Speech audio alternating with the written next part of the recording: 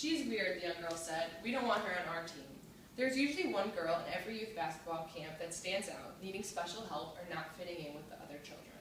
I have been helping out with youth basketball camps for 7 years, coming into contact with girls from all different backgrounds and grades. I feel I have learned a lot about how to interact with children, create team cohesion, and teach the game of basketball throughout my time coaching. When Tabitha came into camp last summer at Western Illinois University, I heard she was a challenge. As someone who has not always fit in, I felt it was my duty to show others that just because people are different does not mean that they are weird.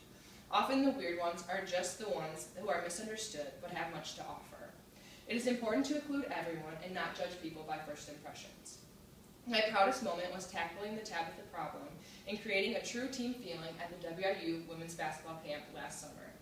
From the beginning, Tabitha started out a little hyperactive, often shouting and not following directions. One's first response is often to scold or ignore the problem, but after the first day, that was not working. Instead, I chose to take Tabitha aside, teaching her different moves at her own pace, and taking time out of breaks to make sure she understood.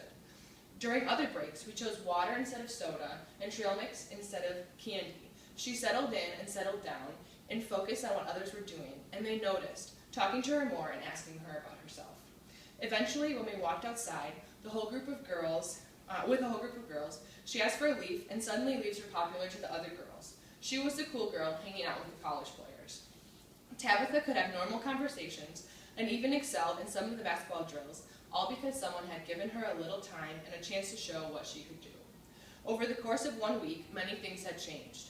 Tabitha went from being untouchable to just another girl learning how to play basketball. She even made friends along the way and had some fun. Creating a positive environment for those who are different is key. One should never judge a book by its cover, because often those that are a little different have a lot to offer, as Tabitha did. I will never forget the look on her face when the other girls asked her to join their team. She had done it, I was so proud of her, and she had more fun than ever before.